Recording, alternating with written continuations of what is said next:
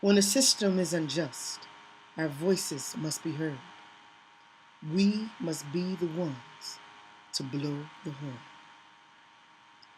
The 1850 Fugitive Slave Act was a compromise between the Southern slave owners and the Northern free soilers, the Whigs, the abolitionists. The law gave the Southern slave owners the right to cross over state lines to retrieve those who had escaped the diabolical system of slavery, those who had gained their freedom. The law also dictated that officials and citizens, when asked, must help in the retrieval.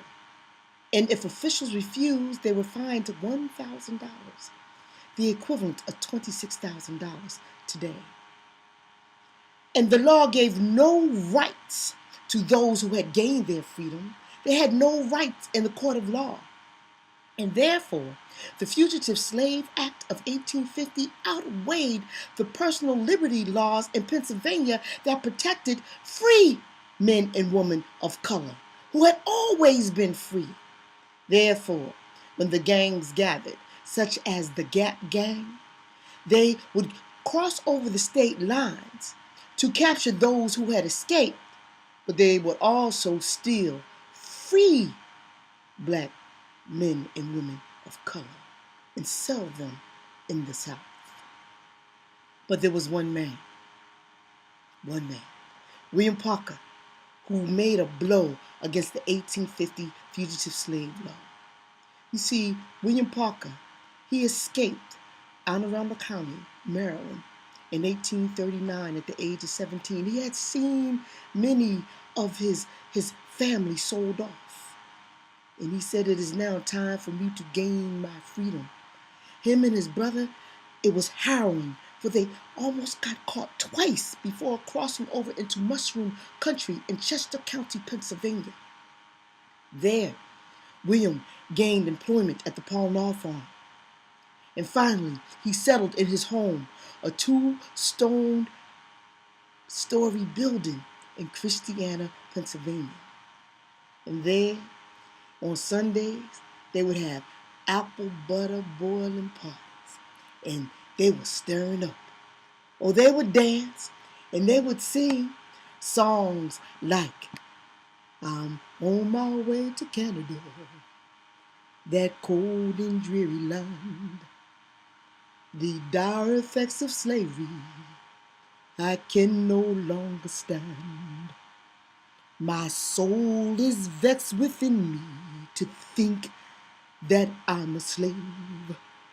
I'm now resolved to strike the blow for freedom or the grave. O righteous Father, won't thou pity me and aid me on to Canada, where colored men are free." Yes, they would sing and they would stir. And while they were stirring up plans. You see, they had formed the Mutual Protection Organization, the MPO. Whenever the Gap Gang or any other gang came to retrieve someone who had escaped and gained their freedom, the MPO would ride out.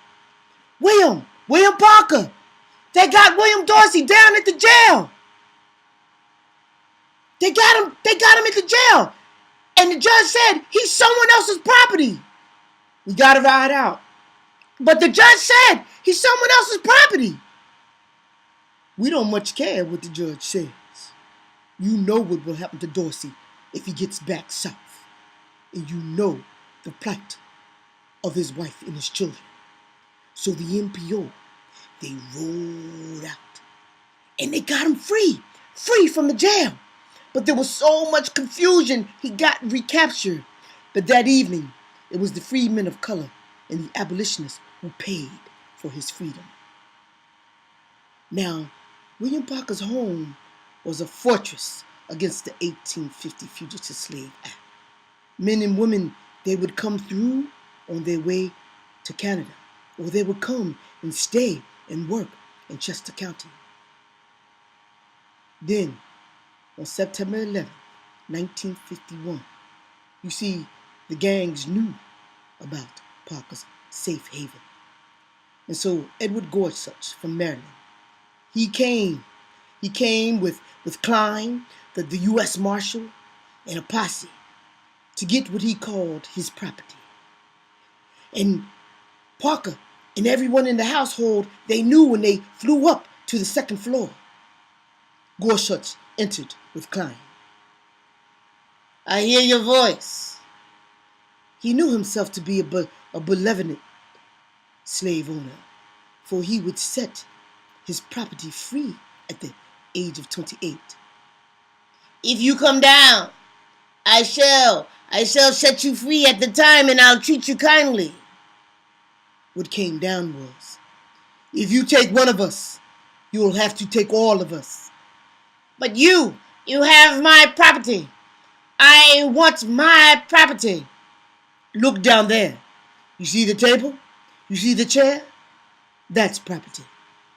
Go to the barn. You see the pigs and the cows? Are they your property?" "That is not my property. You have my property. Klein, we can go. We have the best of this." "If you come up, you will only go back down by way of my shotgun." And Klein responded, "Let's burn him out. That is only the way of a coward. And you will see my ashes upon this earth before we give up our freedom." And then all of a sudden, there was a horn.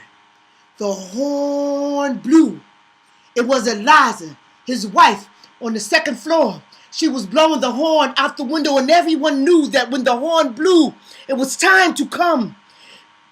Everyone was needed. There was no more time for taking up potatoes. And so the people came. They came with their tools that were now going to be weapons. Even Quakers came like Hannaway and Lewis.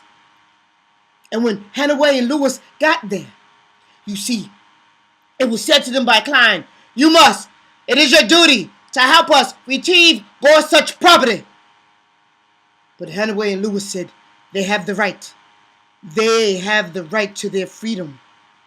In the meantime, there was Gorsuch yelling up at the window, saying, "The Bible gives me the right. It gives me the right to my ownership."